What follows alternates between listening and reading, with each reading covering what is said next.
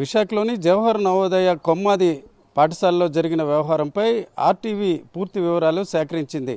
First information రిపోర్ట్లో చూసుకుంటే food poison అవడం వల్ల ఈ ఘటన చోటు చేసుకున్నట్టు తెలుస్తుంది.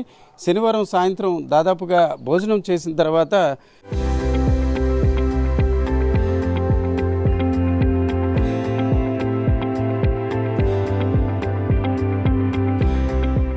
20 మంది వరకు విద్యార్థులు అస్వస్థతకు గురయ్యారు. దీనికి సంబంధించిన సమాచారం తెలిసిన వెంటనే ఇక్కడ ఉన్న రెసిడెన్షియల్ డాక్టర్ దానికి సంబంధించి అర్బన్ ప్రైమరీ హెల్త్ సెంటర్ అధికారులకు సమాచారం ఇచ్చారు. వారంతా కూడా రావడం జరిగింది. అయితే తొలి దశలో విద్యార్థులు అస్వస్థతకు గురి అవడానికి వెనక అక్కడ ఏదైతే దోమలకు సంబంధించిన మందు పొగ వలన అలా జరిగిందని తొలిత భావించారు. అయితే ప్రాథమికంగా ఇప్పుడు అందిన సమాచారం బట్టి ఆర్టీవీ ఫస్ట్ ఇన్ఫర్మేషన్ రిపోర్టు సేకరించింది. బక్కనపాలెంకి సంబంధించిన అర్బన్ ప్రైమరీ హెల్త్ సెంటర్కి సంబంధించిన వైద్యులు దీనికి నివేదిక ఇవ్వడం జరిగింది. ఒక ప్యాక్డ్ ఐటెం తీసుకోవడం వల్ల ఈ రకంగా వీరందరూ కూడా అస్వస్థతకు గురైనట్టు తెలుస్తుంది. ఈ దశలో ఈ ఆహారం కోసం ఇతర ప్రాంతాల నుంచి ఏదైతే ప్యాక్డ్ ఐటెం తీసుకువచ్చారో ఐటెం తీసుకున్న తర్వాత ఈ విద్యార్థులు 20 మంది అస్వస్థతకు గురైనట్టు ప్రాథమిక విచారణలో వెల్లడైంది. దీంతో బక్కనపాలెం అర్బన్ హెల్త్ సెంటర్కి సంబంధించిన మెడికల్ ఆఫీసర్ దీనికి సంబంధించిన రిపోర్ట్ కూడా ఇవ్వడం జరిగింది. నిజానికి చూసుకుంటే ఈ ఆశ్రమ పాఠశాలలు కావచ్చు, నవోదయకి సంబంధించిన విద్యా సంస్థల్లో స్థానికంగా వంట చేసి వేడిగా ఉన్నది ఆహారం, అలాగే శుచిగా ఉన్న ఆహారం ఇవ్వాల్సింది. అయితే ఎందుకు ప్యాక్డ్ ఐటమ్స్ బయట నుంచి తీసుకువచ్చారనే అంశంపై కూడా ప్రస్తుతం విచారణ జరుగుతుంది. ఆర్టీవీ ఎక్స్క్లూజివ్గా ఈ రిపోర్ట్ని సేకరించింది. తొలి దశలో ఇవ్వడమే కాకుండా ఈ రకంగా ప్రమాదం ఏ రకంగా జరిగింది, ముఖ్యంగా చూసుకుంటే ఇంత పెద్ద ఎత్తున విద్యార్థులను స్థానికులను కలవరపరిచిన ఈ సంఘటన ఎలా జరిగింది అన్న విషయంపై చాలా చర్చ కొనసాగుతుంది. అయితే ఆర్టీవీ ఈ ప్రైమరీ రిపోర్ట్ని సేకరించింది.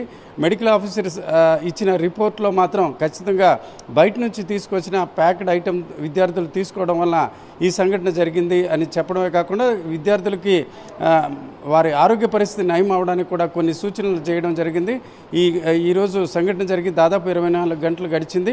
మరొక 48 గంటల వరకు ఎవరైతే అస్వస్థతకు గురయ్యారో ఆ విద్యార్థులు వేడి నీరు తీసుకోవాలి. అట్లాగే ఏదైతే స్థానికంగా అంటే ఇక్కడ కుక్డ్ ఐటమ్స్ మాత్రమే తీసుకోవాలి.